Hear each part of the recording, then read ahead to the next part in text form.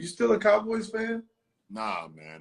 I had to chill out. I had to chill out on the Cowboys, man. Like, man, there's just a lot of things that was going on during the, when guys were kneeling and guys were having, freedom of speech and wanted to do it in a very peaceful, manner. And, a lot of people in they front office and a lot of people that, ran the organization was like, if you do that around here, then you would never play, for this franchise again. And, I just didn't think that was appropriate. LeBron James is one of the greatest NBA players ever. How about basketball?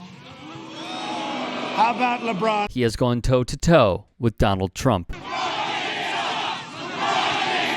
What a crowd. The number one job in America, the point of person, is someone who doesn't understand the people. Never shying away from the issues plaguing society. Must they run their mouths like that? This is what happens when you attempt to leave high school a year early to join the NBA. So keep the political commentary to yourself, or as someone once said, shut up and dribble. He took on Fox News, helped register Americans to vote, spoke out against George Zimmerman for his killing of Trayvon Martin, opened up a school in his hometown of Akron, Ohio, which offers free tuition, backpacks, bicycles, uniforms, transportation, breakfast, lunch, snacks, a full ride to college upon graduation, and even helps parents get their GEDs and job placement services. I would never shut up about things that's wrong. It was his outspokenness that many covet and appreciate, however. Saudi Arabia, with its seemingly endless billions, on the verge of making its biggest move yet to try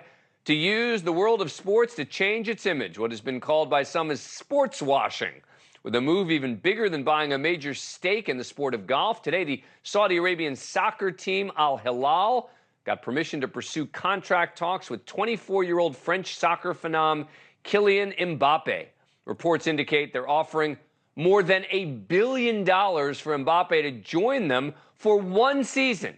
$1 billion for 1 year. In a way, this is kind of the daftness of the situation we're in, and as Jules says, you get an offer from Saudi Arabia, and it's a huge offer, and you think, wow, this is really big. This really is to be taken seriously. Except, of course, it's an offer really and truly knowing that it's unlikely to succeed. For perspective, that is more than LeBron has made in his entire 20-year NBA career. Keep that in mind here. James, 38, has been an outspoken advocate for human rights. However, some saw this tweet. Me headed to Saudi Arabia when they call Rich Paul and Maverick Carter for that one-year deal. But it wasn't just James. Golden State Warriors forward Draymond Green would also chime in and write, they got basketball leagues too, right? I don't think the ink on my contract has dried up yet. Then there was Giannis Antetokounmpo tweeting Al-Hilal, the club, you can take me, I look like Kylian Mbappé. While all fun and good, the serious nature of this is jarring. One Twitter user named Yaron Weitzman put it quite well. This, LeBron's tweet, this is what sports washing looks like when it's successful. Saudi money is now a meme, which opens the door to the following. Commissioner Adam Silver was asked about Saudi possibly buying into the NBA. I hear what people are saying about Saudi Arabia. On the other hand, and this is for good and bad, that when the Saudis invest in sports, it gets outsized attention. Now, I don't want to complain about that because we want to get outsized attention. On the other hand, somebody could go down the list. They are investors in some of our largest American corporations. Some of the most well-known brands have investments from them. And I also think it's a two-edged sword. I hear the comments about sport washing. Not necessarily an encouraging answer here, but there's more.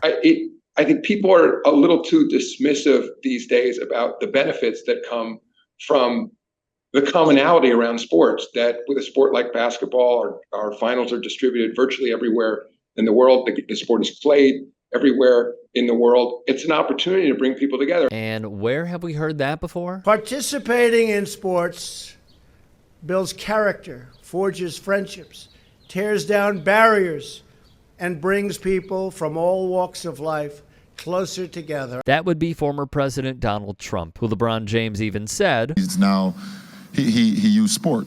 He used the sports platform to try to divide us. And who else? There are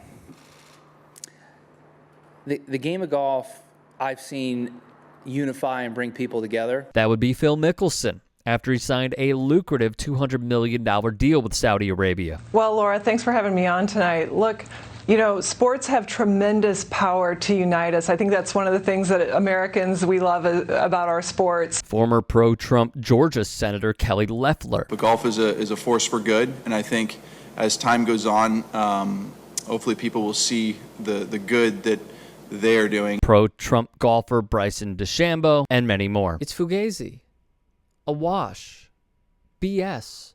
Lo and behold, the NBA changed its rules last year to allow sovereign wealth funds to buy minority stakes in NBA teams, increasing the group of potential investors to also include pension funds and university endowments. Like private equity funds, sovereign wealth funds cannot own over 20% of a team. No sovereign wealth fund is known to have taken a stake in a team.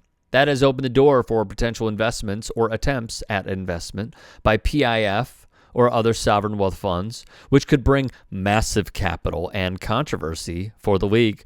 Many of the largest funds worldwide are associated with countries that have been accused of human rights abuses. Frankly, what they're doing for golf is so great. What they're doing for the players is so great. The salaries are going to go way up. You're so closely associated with the city of New York. Yeah. You, of all people, understand the passion surrounding 9/11. What do you say to those family members who protested earlier this week and will be doing so again on Friday? Well, nobody's gotten to the bottom of 9/11. If we've learned anything about Donald Trump, which it shouldn't have taken very long to learn, is that he doesn't care about any principle, including American democracy, or any person. He cares about nothing other than his own perceived self-interest. They will be in the Middle East this upcoming off-season. I see this as them definitely opening the door for a potential Saudi move because they have already taken over golf. They are disrupting world soccer. Who's to say that the PIF in a few years' time, knowing that the NFL are full of capitalists at any cost, that a team like, throw out one, the Houston Texans and Robert McNair's son would sell off his team? Who's to say that Shad Khan, a Trump supporter, wouldn't sell off his team? I only see this getting worse. And the problem with these jokes is that even though they are laughable at times to some people, the undertones of what it means really should play into how the public feels. And it just certainly seems like with Saudi dipping their toes into different areas, that will not take precedent.